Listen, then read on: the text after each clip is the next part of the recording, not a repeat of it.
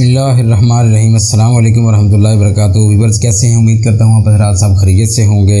आज का हमारा टॉपिक हिचकी के हवाले से है। बहुत सारे मरीज़ ऐसे होते हैं जिनको मतलब अचानक से जो है ना वो हिचकी का एक लाहिका जो है ना वो हो जाता है, जिसकी वजह से उनके जो है मतलब अचानक से मौत का भी खदशा पैदा हो जाता है अगर खुदा न खासा इसको ना मौके पर कंट्रोल किया जाए। दरअसल ये जो है ना पर्दा शिकम होता है ना, डायग्राम जिसको बोलते हैं, उसके अंदर एक हिजान सा पैदा हो जाता है, जिसकी वजह से हिचकी के जो झटके हैं वो शुरू हो जाते हैं और अंदर लिया जाने वाला सांस जो है वो आवाज़ की नली के बंद होने से इसी हालत में दरमियान में अचानक रुक जाता है। और ये भी आपको बताता चलूँ कि हिचकी बदहज़मी की वजह से पैदा होती है और कभी कभार ये किसी ख़तरनाक मर्ज़ के अलामात भी हो सकती हैं। असाबी खराबी में ये मिर्गी, दिमाग, हिस्ट्रिया और मर्ज़ की अलामत है। हिचकी अमूमन गुर्दों का और पेशाब में यानी यूरीमिया की वजह से भी आती है। तो नाज़रीन, मैंने सोचा कि आपको कुछ इस हवाले से टोटका बता दूं।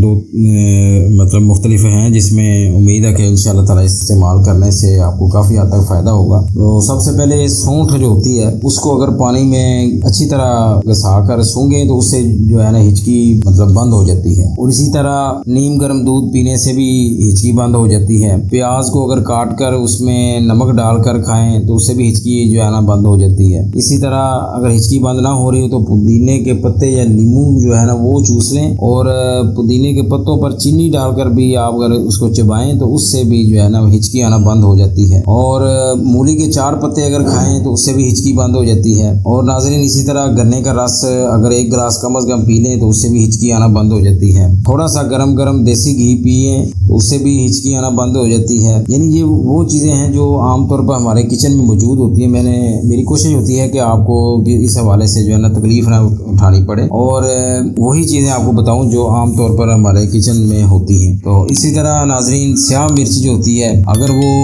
सुई में चबोकर 1 अदद स्याह मिर्च यानी वो ले लें, उसको सुई में चबोकर जलाएं और इसका जो धुआं है वो मरीज़ को जो है मुतासर है उसको सुंघाएं, उससे भी जो है वो हिचकी आना बंद हो जाती है। ये भी बहुत अच्छा और बेहतरीन टोटका है। और इसी तरह प्याज के रस में शहद मिलाकर चाटें, उससे भी हिचकी बंद हो जाती है। अगर वैसे भी अकेला शहद भी चटवा दें मरीज़ को तो इंशाल्लाह उससे भी काफ़ी फ़ायदा होता है। और इलायची जो है ये भी अमूमन हमारे घरों में आमतौर पर पाई जाती है, उससे भी हिचकी जो है आना बंद हो जाती है। और अगर खुदा न खास्ता कुछ ज़्यादा मर्ज़ मतलब हो जाए, बढ़ जाए, इसको किसी भी टोटके से फ़ायदा ना हो रहा हो तो फौरी तौर पर अपने करीबी हॉस्पिटल में जो है ना इसको दिखाना चाहिए मरीज़ को। और अगर ये मुस्तकिल या पुराना मसला है तो अगर आप हमारे इस अक्सीर हिचकी कोर्स को अगर मंगवाएं तो तकरीबन 1 महीना मुसलसल इस्तेमाल करने पर इंशाअल्लाह ताला जो भी इसकी जो अलामात हैं वो ख़त्म हो जाएंगी और हिचकी का जो मर्ज़ है वो ख़त्म हो जाएगा। तो कोर्स को मंगवाने के लिए नीचे डिस्क्रिप्शन में दिए गए नंबर पर रब्ता कर सकते हैं। तो इंशाअल्लाह इसके साथ ही मैं एक और बेहतरीन वीडियो के साथ आपकी खिदमत दोबारा